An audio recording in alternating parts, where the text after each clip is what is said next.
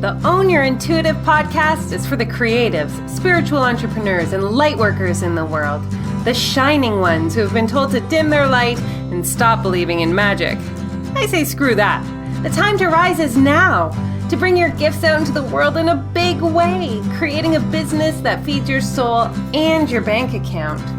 You are a magical being with the potential to change the world, one human at a time. The time for you to own your intuitive is now.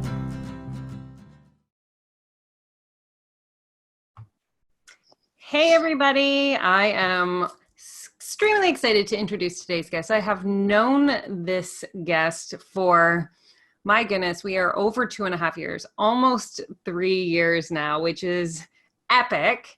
If I were to paint a picture of somebody who can navigate almost the space between our physical bodies and our capacity to access different realms of our own inner being, then this would be the woman that I would come forth in my mind. She is truly a gift to this earth, and she will help you navigate any area of your life that is out of order. And in truth, her books are actual roadmaps for real. Destiny Roadmap and Relationship Roadmap, which is giving you a sign of what she's here for. Please help me in welcoming Kelli Reese to the podcast. Hey, Kelli, how are you? I'm good. Thank you. What a beautiful introduction. Thanks for having me. I'm excited to be here. Well, it's true, though. Like on some level, you do help people, assist them, right, in navigating the space from the human experience to what is possible and possibility. Yes. Absolutely. Yes. I help them see what they can't see and then navigate the unknown place between what was and what will be. So you can get caught up in that space of, we get caught in our heads a lot, but we can get caught up in the space between where we're growing. Growth, it can be really difficult and uncomfortable, but it doesn't have to be. Right. And so like, I know we've never actually delved deep into exactly what you do because we've never been able to sit down and have a conversation. This is why I love the podcast. So like, how do you, like when somebody says, hey, Kelli, like, what are you here on this earth to do? What do you say to people that are interested in working with you? Well, I work with women who are, they're in high level roles. They're high achieving. They're usually earning 6 figures or more, and they are spiritually connected, but they have no idea what to do with it. And some of them are in jobs that they no longer want to be in. And others they believe that they love their job, but they feel completely misaligned and they can't figure out like what's going on. So what I really do is help them connect to their intuition and use it as a superpower because they don't know how to use it yet. And a lot of them are empaths and they are feeling exponentially all the stuff that's happening around them, and they don't know how to manage that either. And so what they do is just shut down when that is not what they need to be doing, especially if they want to be leaders and manage others and, have an incredible impact. And so does this ring true to any part of your history or any part of your previous life, Kelli? Of course.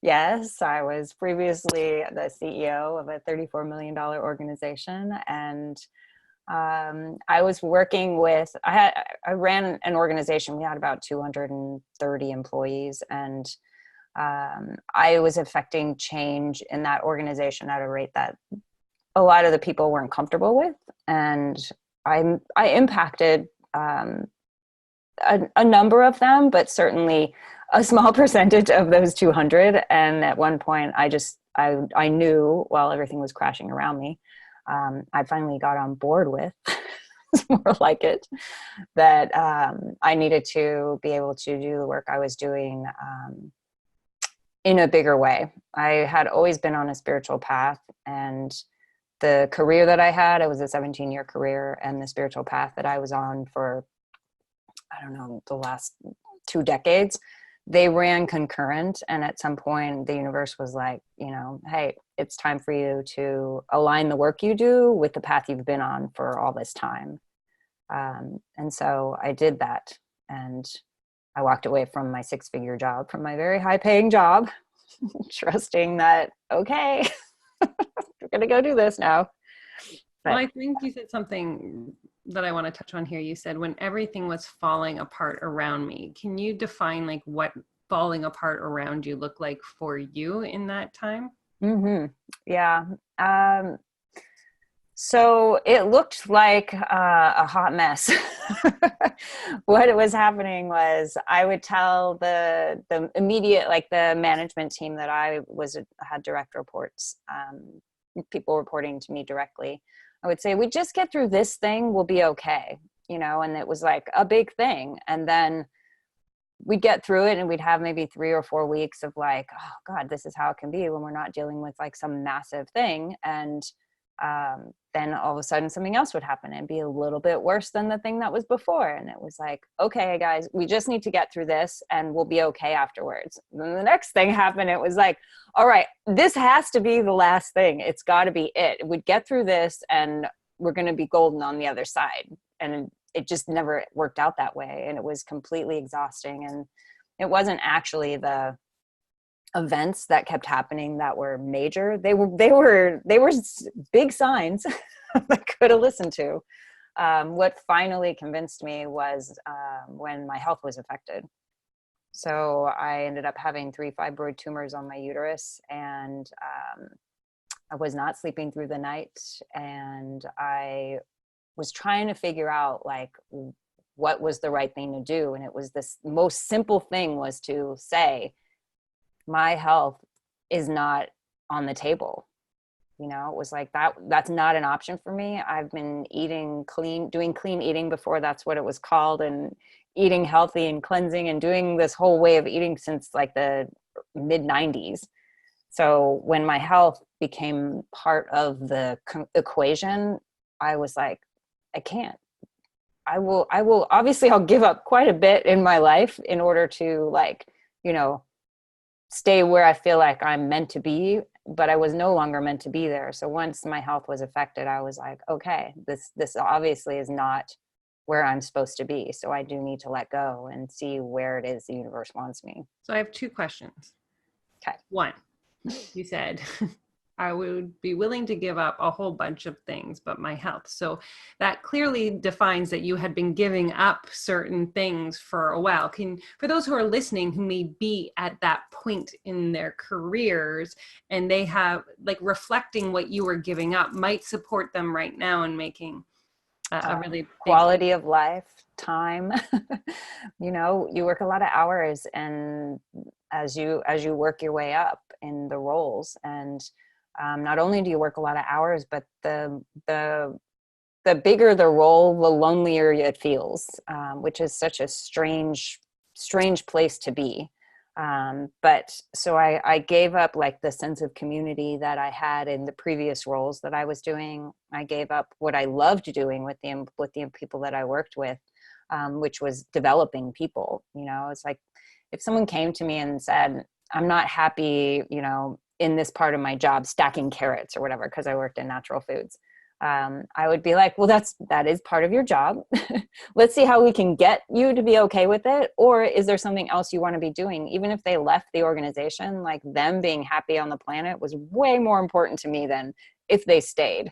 And so I was coaching and developing people even when, throughout my entire career. But as I got into the higher roles, especially as the CEO, it was like, it wasn't there anymore. So the things that originally resonated for me they weren't there. And the amount of hours that I put in and the stress that I took on, and the fibroids were from stress, Right.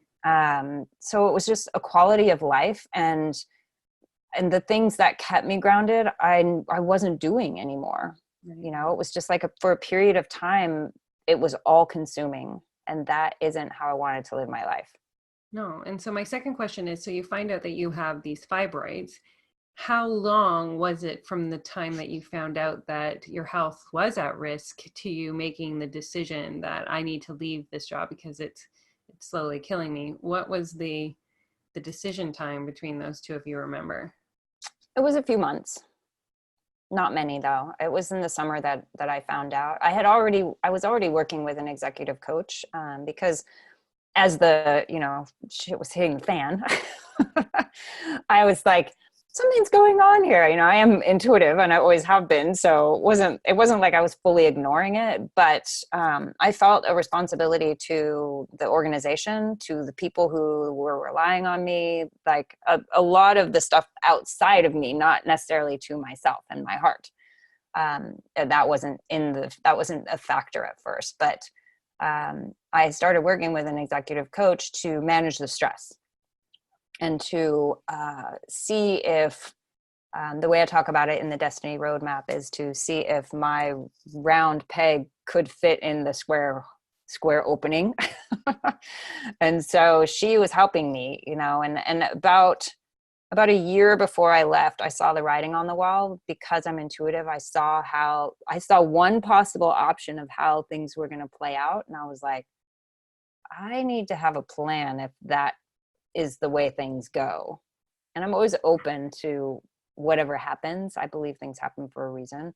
And so when I found out the fibroids were not in my plan, that was a curveball. It was also the universe, like the God, source, whatever you want to call it, spirit knew like my health was a non-negotiable. And so that was the final thing for me, but it took me a few months to be able to sort of maneuver my way through walking away from that position. Well, Amber Lillystrom, who I worked with, always said it's the feather, then the brick, and then the Mack truck. Like that's. Yeah, I say it's the piano falling on your head. Yeah. So you mentioned that you have always been intuitive. Can we go way back now into the beginning of Kelli Reese's story, to your origin story, and how you knew that? Yeah, I didn't know that that's what it was called. Even when I was really young, I felt frustrated about the fact that I was back here in this whole thing, this whole game again. I remember like swearing at the powers that be and just saying, just tell me what the F I'm doing here so I can get the hell off this planet. Like, how old were you when you were having those kinds of thoughts? Those were probably around 10. Wow, that's early. Yeah.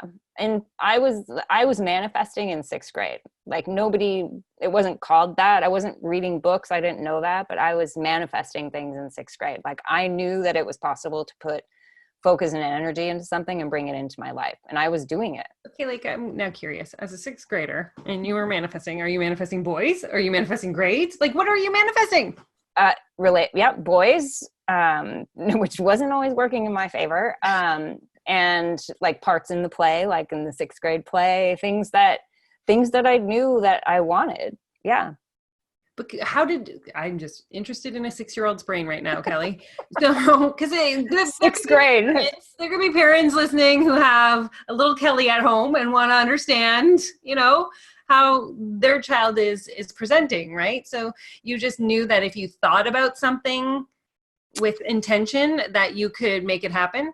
Yes. If I saw it in my mind's eye, I would see the whole thing happen and be like, I'm going to go for this and I'm going to call that in. And so it was like co-creating.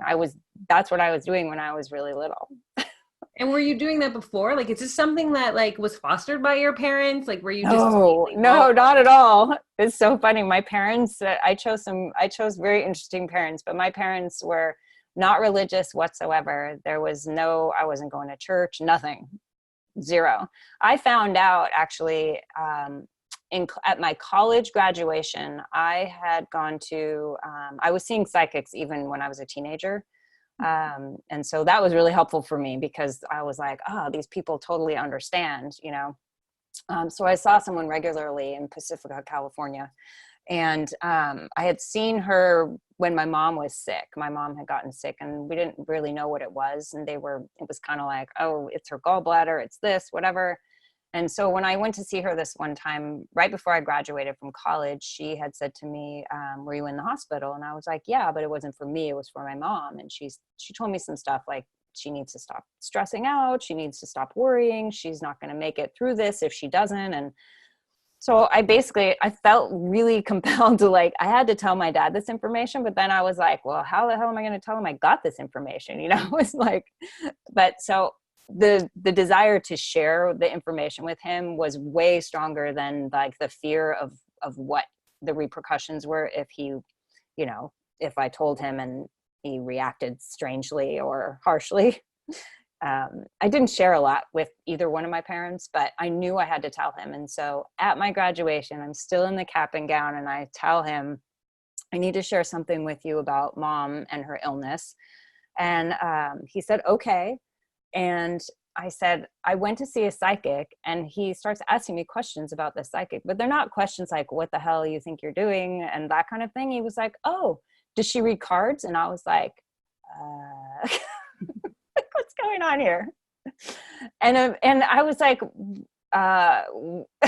just like stumbling through my words, like, yes, why are you asking that? And he was like, well, your grandmother read cards. That's how we got through the Depression in LA. And I was like, what? I was like, what kind of cards? And he was like, I said, was it tarot cards? And he's like, no, just a deck of cards. People came from all over. And I was like, oh my God. I'm like, this is information that would have helped me so much when I was younger, which was crazy. So it like it was in my family, and my dad was like completely open to it. And was like, they wouldn't have survived the Depression without it. That's incredible. Because I was going to kind of lean into my next question of like, if you have these parents who are like non-religious and maybe not showing any spirituality at that time, and here you clearly were tapped in. If you could have the awareness to say like up into the sky, like, I don't want to be in this physical body, bring me home. Yes. Right? Like, where do you think that awareness came from and that it didn't go away? Because I talked to so many people who shut it off at some point and then later awaken it. You never had that. I did shut it off. Okay. When I was living in New York City, I completely shut it off. Yeah. Based on some things that happened to me, I was sexually assaulted when I was 5 by a neighbor. And so that fed this weird piece into how I was connected and how I did things. But it also caused me to really want to escape from being here. And that escape manifested in ways of like drinking, sex, drugs, all these things that I did in order to act out and not be present. And I completely like wiped it out of my head. It was gone. And I didn't remember it until I moved to New York City. It was like, I don't know, 17 years later or something like that, that I actually recalled what happened. And it all came rushing back when I was watching an episode of Oprah. This woman on Oprah was talking about what happened to her. And I was like, God, that sounds really familiar. And then it was like a floodgate opened, and I went, oh, shit. So you have to know I'm appreciating this conversation because I had something similar happen to me when I was young, and I blocked it out like grade 3, and I blocked it out till I was 13 years old, and I had the floodgates open. So for me to hear you say that too makes me go like, see, that does happen. It's not just oh yeah, right. We have a lot of ways that we cope, and for me it was a coping mechanism, but it actually provided so much insight into all of the stuff that all those choices. I mean, oh my God, the choices I made when I was younger were it's so funny because I know you, and I'm like, I can't see you as that human, right? Because I only know like the connected spiritual, like all open. Yeah, I was connected, and I was also like acting out like crazy, you know, and I knew when I was doing these things, it wasn't what I wanted to be doing, but I did it anyways. And so it was just, I was constantly at battle with myself, which is hence just tell me what I'm supposed to do here. Like, just help me figure this out, and so I can get the hell out of here kind of feeling. So then now I'm curious, you're in New York City. How old are you then? That was in 90, 95, 94, 93. So it was right after college, 93. So I was like 20 something, 23. So already we have like a 23-year-old who is clearly spiritual enough to be watching Oprah. We can put that on the table because I can promise you at 23, I'm not watching Oprah at that time, like in the same way that I kind of foresee. Now you've had this revelation about yourself. What does that do to your experience? I immediately, I immediately decided, oh, it took me 17 years to remember. It doesn't matter. I'm fine. Look at me. living in New York. I'm fine. But it totally mattered. It was, actually, I started drinking more. I pushed people away. I pushed friends away, and I withdrew. It took me away from like the woman that I really wanted to be. And so what happened was I ended up walking into an AA meeting a couple of years later in 1995. And that is when things started to finally change for good. Again, I didn't know this part of your story. I know. And I haven't ever talked about this. This is the talk I did, talk about it when I was in Ireland. So I was like, oh, I was guided to the point where it was like, this is what you need to be talking about now, because it's clearly part of my story that I haven't shared. And so, wow. Well, thank you for sharing it. This is the first time I'm in our country. Oh, you're in Canada. Oh, great. Two North countries. America. We can say it's North America. North America. So you go into this AA, you're 25 years old. What have you been doing up until that point in your life? And you just said that it's a major game changer. It's a pivot moment for you. Yeah. So how did that change things? Well, I stopped drinking, thank God. Yes. I stopped drinking and I found my spirituality in AA. AA saved my life. I give so much credit. I think if everybody had the opportunity to do the 12 steps, that we'd all be in a better position, just because it's an amazing program. But that's where I connected. I started going to meditation parties, very different than the parties I was going to before.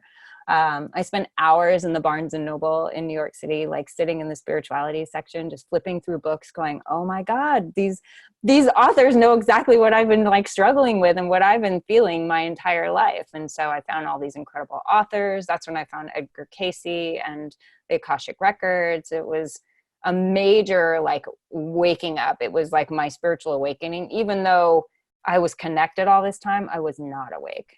You know, right. It was just, I was running as fast as I could so that nothing could catch me. Curiosity question, because I know what my true awakening felt like. Like there was definitive, like visceral things that happened in my body. Was your awakening similar? Did you have the enhanced sight or hearing or like that? Like that part of my brain that woke up, it was like all my senses heightened. Yeah, I had all that beforehand. Got it. What I got was the understanding of what it was to be here and be present without having to escape. That's what AA taught me how to do. Right. 3 years after I went into AA, I realized I wasn't an alcoholic. So that was a wrench. My whole life revolved around the program, and I was like, great. I had an addiction, but it wasn't to alcohol. It was to escape. Right. So alcohol was just one way I chose that. So then how do you go from sitting in Barnes and Noble in the spiritual section, like completely embodying this part of yourself, to getting locked in a corporate job for 17 years? Oh my God. Well, the corporate job that I had was working for food cooperatives in natural foods. And so if I was going to be corporate, it was the least amount of corporate that I could find as far as working for food cooperatives, because their cooperatives I believe in what cooperatives are about. And I still believe in the natural foods movement, but man, it has changed a lot in the last 2 decades. But so after I left AA, I opened a restaurant in New York City. What? Yeah, it was in Williamsburg, Brooklyn. It was a natural foods restaurant, and I had no idea how to run a restaurant, but I was like, I've been a waiter this whole time, because I was actually an actor. I was doing acting, but really I wasn't acting. I was waiting tables, trying to be an actor. So that what brought you to New York was acting? Yeah. Okay. Yeah, my degree's in theater. Ah. Yeah. And so, and I did some acting, and I was in a group, and we did all the acting, performing, and directing, and writing in this group that I was in. And I love that group, but there was one point where I came off the stage and I was just like, this is not fulfilling to me spiritually. I was just like, I'm not going to do this anymore. And so I just decided to just wait tables and see what happened. So I stopped acting and I just waited tables. And then this idea to like open a restaurant. And at the time, the restaurant that I opened it with a friend, and at the time I was doing a lot of cleansing and a lot of clean eating, and it wasn't called that at the time. I think I mentioned that earlier. And I was like, everybody needs to eat this way, you know. It's like, so we opened a like raw pressed juice restaurant that was super clean, that like people were not ready for. We always say we were like 10 years ahead of our time. Like now Everybody wants that restaurant. Yes. Then people were like, what is this? What is going on? But so we had to like pull back some and modify it so it wasn't so clean and so like idealistic. That's the best way to put it. And so I ran that for like 3 years, and then I knew I was having dreams in my I was having dreams that in my apartment I was pulling up the floorboards in my apartment and planting things, and I was like, I think I need to get out of New York City. And so one of the regular customers in the restaurant, she was like, well, if you really want to get out of here and you love your spirituality and you love organic food, you need to go to Asheville, North Carolina. And I was like, okay. Sure. So went to Asheville for like 18 hours, and I was like, yeah, I could live here. Went back, sold the restaurant, and then packed up everything and moved to Asheville, North Carolina. And your partner in the restaurant was like, yeah, we should sell? Went to, yeah. Oh, you guys went together? Mm-hmm. Was this like a love partner or just It was, yeah. Okay. Very tumultuous relationship. I wrote about him in the in the relationship roadmap. Well, I was just curious because you said I had a business partner in the beginning of this, and I was like, okay. And then when you're like, yeah, they just sold it with me and moved, I was like, that's not just a regular business partner. That does not happen in like normal business partner breakups. So tumultuous relationships are part of the storyline. Yes. Was he your first tumultuous relationship? Yeah, first and only, thank God. I mean, I had a lot of dysfunctional relationships, but that dysfunction was really brought about by the fact that I was always trying to escape. So I chose people who I didn't have to like show up for.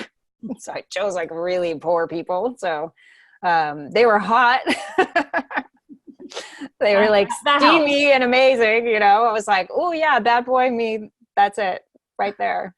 But I was totally unavailable. And so I know that now. And I chose people who were completely safe so that I didn't have to show up.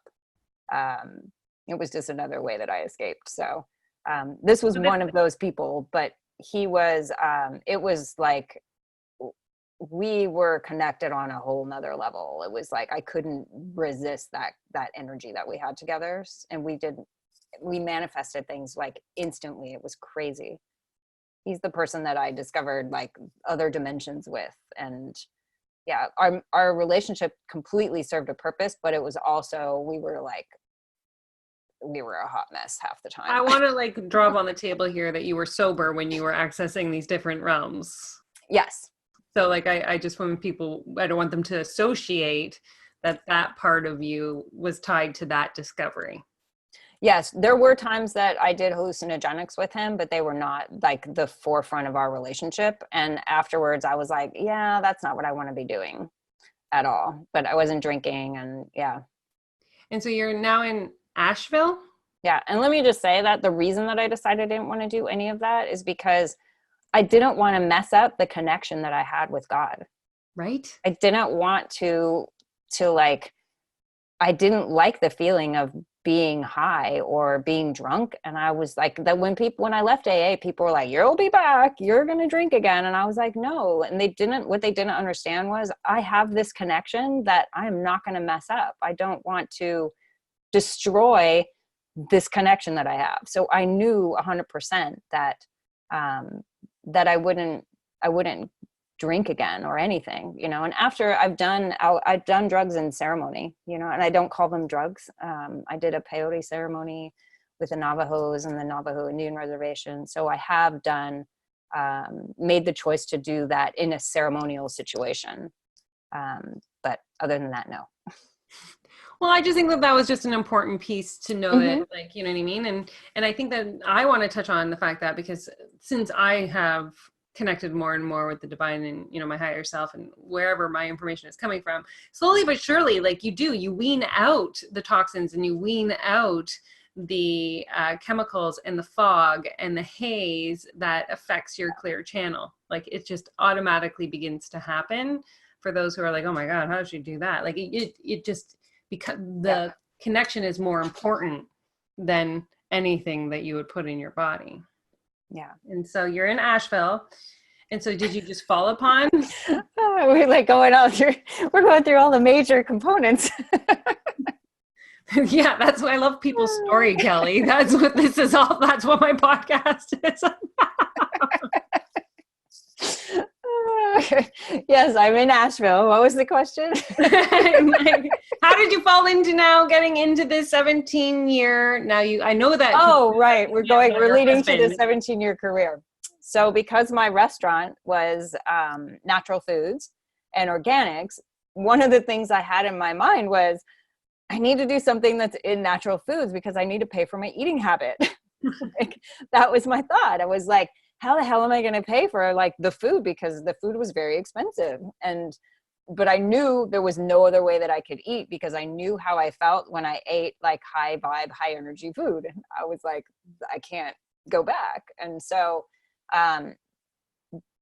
we'll go fast forward a little, but so that's where I ended up getting a job with food co-ops. And the first job I had, I was doing marketing for a small food cooperative in North Carolina.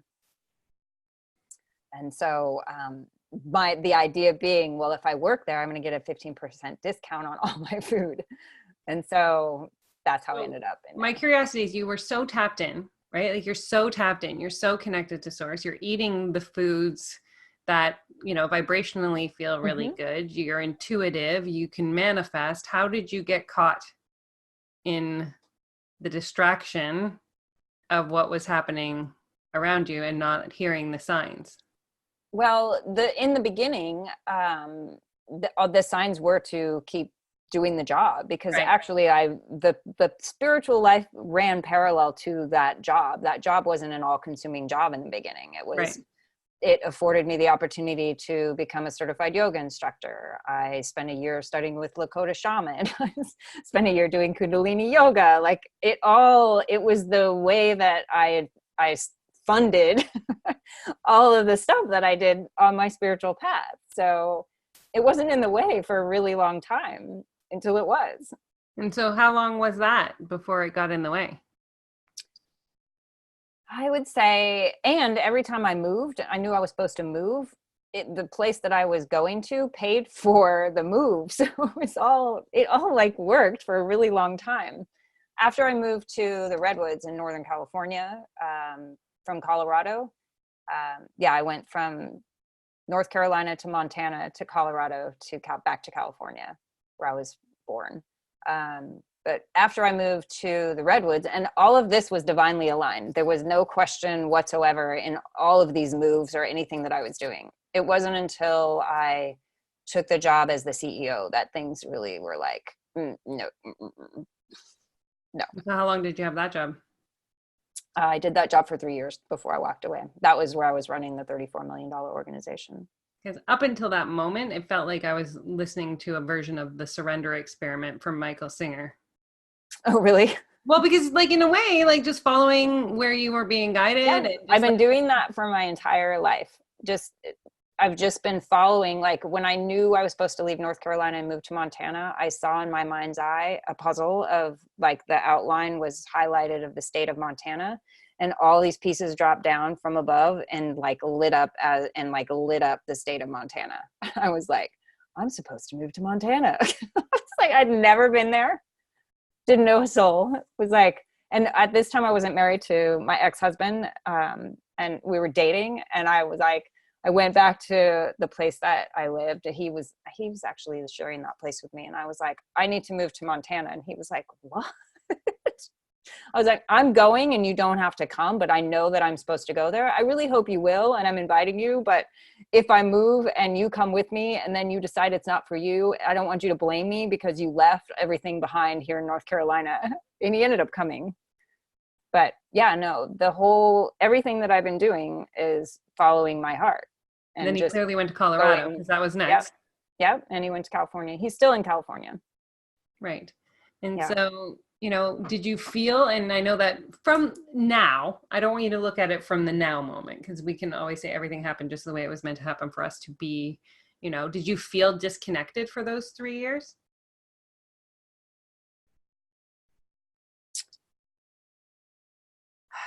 Only in that the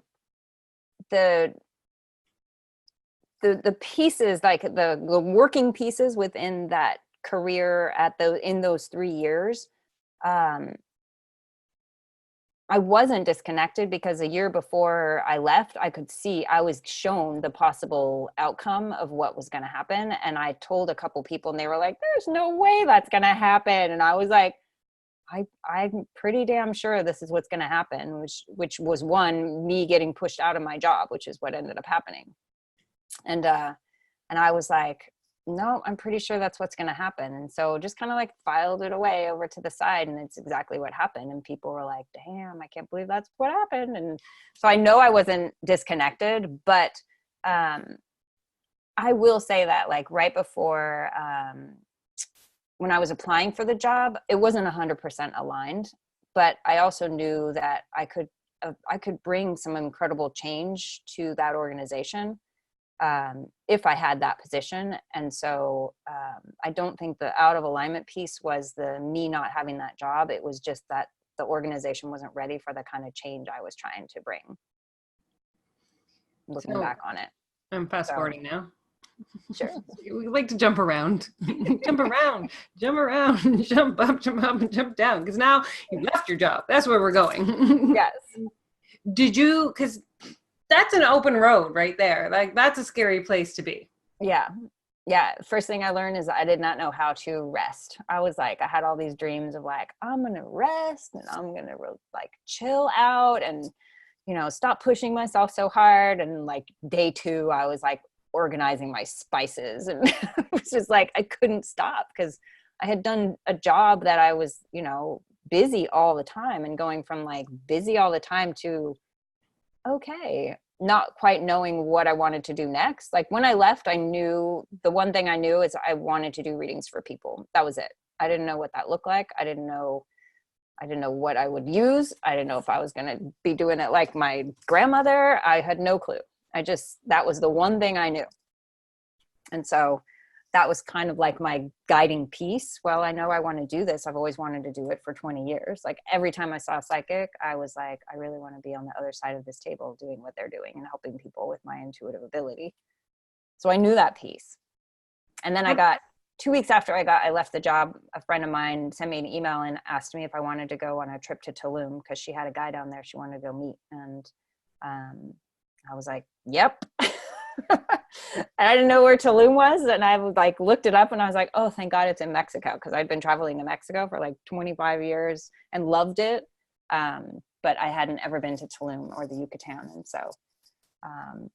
so at the end of January, I left my job beginning of December. End of January, I went with her and another friend down to Tulum on what became like the most life-changing trip ever. What made it in Tulum? Well, when I left Tulum, well, just the fact that I was there following my heart. I knew that when I got there at Tulum, I was like, oh, Tulum totally called me here. I could just feel that energy. I met some incredible people who had a big effect on my life.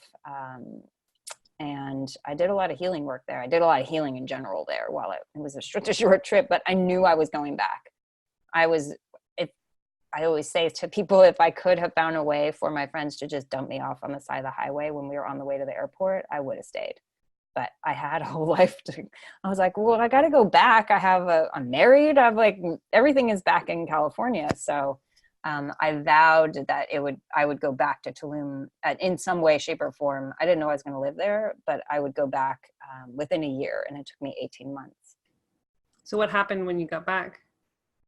I opened another business. Yeah. And what business did you open?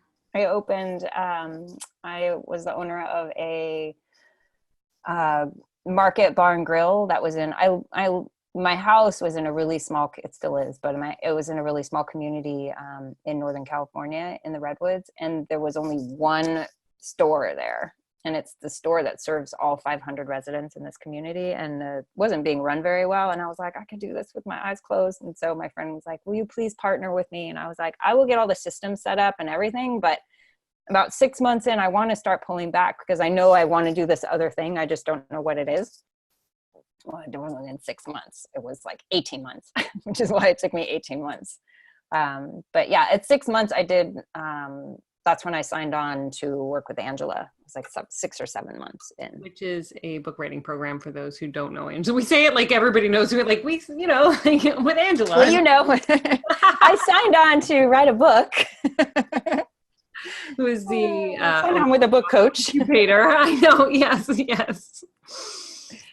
But like, I know that you end up in Tulum, and I know that you end up creating the spiritual life that you now run. But what was that like to dissolve that life in a way in order to step fully into this? Well, I want to say it was hard and easy. I didn't want to hurt anybody, but leaving the business was, I know that I hurt the person who was my partner. But even though I had told her, at some point I'm not going to be available for this. She felt it was too soon. And I was like, look, you got all the systems in place. It's going to be great. And it is great. But I felt bad leaving. And I had long conversations with my ex-husband about like what I needed. And it wasn't just out of the blue. And that I talk about all of that in the relationship roadmap in my second book. And what I came to understand was, and what the book is about, is that I'm all about growth and change. Like what I say is I eat change for breakfast. Like I love, obviously, look at all the places I've lived, and I just follow my heart. And my heart isn't always like in the same place. It's like I move around and see what resonates. And so my husband went on a lot of those adventures, and then was like, he told me before we left Colorado, I don't want to move again, so you better figure out where you want to go. And I'd already known that it was the Redwoods or Mount Shasta. And so we decided to go to see what it was like out there. I'm backtracking a little, but after we made the tickets, then somebody from the place that I ended up working called me and said, are you interested in interviewing for a position here? And I was like, heck yeah. And I'm like, when's the interview? And it was like the day after we arrived. I was like, oh, come on, this is so aligned. But he really loves it where we were living. But I knew that I couldn't stay there anymore for lots of reasons.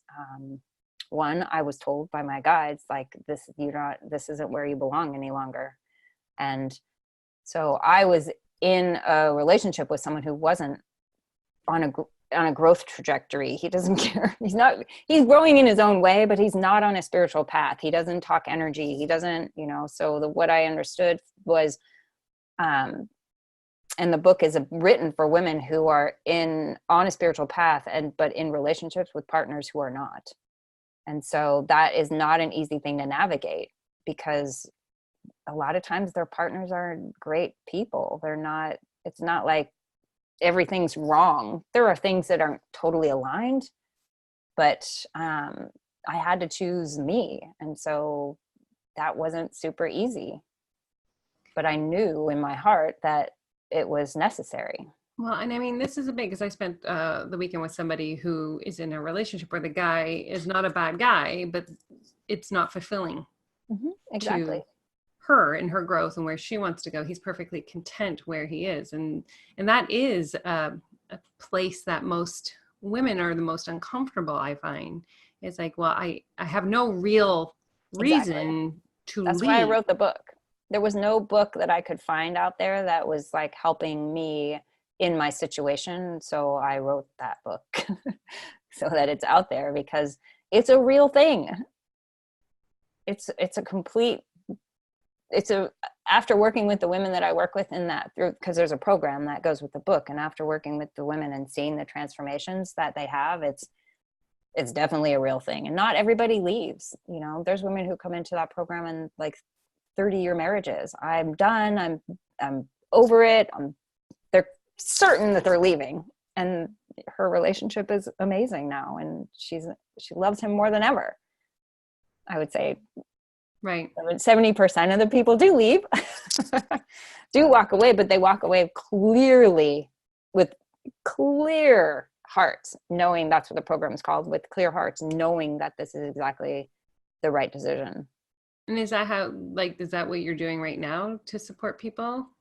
I do that program. I will start again in January.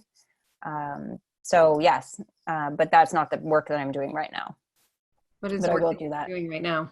Right now, I am working with high-level businesswomen, spiritual businesswomen who are learning to connect on a deeper level so that they don't question themselves. What I have found is that there's a lot of women who are connected, especially in high-achieving, higher role positions, and they're constantly second-guessing themselves. They're like, they know what they want, they know where they're headed, they know how they're going to get there, but then like their head chimes in and completely messes them all up. You know, it's like some of them have anxiety, like when they're doing presentations or they're in important meetings, they just don't have the confidence that they need to like really believe in themselves. They feel like they should have done something different or said something else. Like they're just constantly second guessing themselves. And so for me, what I help them do is connect to their internal guidance so that they don't have that constant blathering head shit going on. So for the high achieving corporate women who are destined for greatness, who are getting in their own way and in their own head right now, who are listening to your entire story and feeling the vibration of your truth echoing into every cell of their body, Kelli, and they're like, this woman is the woman who I need to connect with in order to have the expansion and the reconnection and the remembering that I'm here on this earth to do. Where do they go to find Kelli Reese? They can email me or on Instagram. So Kelli@kellyreese.com. And I have a website. It's kellyreese.com. Kelli with an I. Kelli, Kelli. So I have one final question for you, Kelli, and this is like my favorite question, and you haven't listened to the podcast in a while, so I don't know if you remember this, and you have to say the first thing that pops into your head. Okay. The book that the listeners that are listening to right now need to read that was transformational on your journey. One book. Illusions by Richard Bach. Illusions. Man, there's some deeper books coming out in the last few episodes. I'm like, what's that one about? Yeah, it's one of my favorites. Why? Well, Richard Bach is just an incredible writer, but it's one of those books that I picked up and I was like, he totally gets it. It's just an incredible story. And it takes you on an adventure, which I love, but it's a spiritual adventure. Amazing. I do this like totally selfishly to have my own book reading list already like queued for me to like go down and read all the books everybody says. Sidebar. He's a beautiful writer. I love many of his books. Well, I'm excited. That's going on my list. And you know how grateful I am to get to be able to spend this time with you I'm so grateful. To share this container and for you to share a story that, you know, nobody's heard on this continent before. So that's kind of a big deal. On this continent. I'm going to take that, Kelli. I'm going to be like, I got Kelli on this continent, everybody. That's you know, what it is. But I am so grateful to you. And thank you for sharing so many parts of yourself with the listeners today. I absolutely love you. I love you too. Thank you. Oh, thank you. And for everybody listening, tune in next week for another epic journey and story of, you know, incredible humans that are owning their intuitive. If you've been listening to the Own Your Intuitive podcast and you know you are ready to step into your stardust and to shine your light out into this world, but you don't know what your stardust is and you don't know how to bust through your blocks, I would love to jump on a call to find out if the Chakra Business Academy is the perfect place for you to grow into your light worker self, to step into this world as a spiritual entrepreneur, making a difference and making an impact. If you're interested, you can go to tamaraarnold.ca/application and we'll be on a call in no time, and you'll be taking steps into stepping into your stardust and making an impact in the world with the exact purpose that you were put on this earth to do.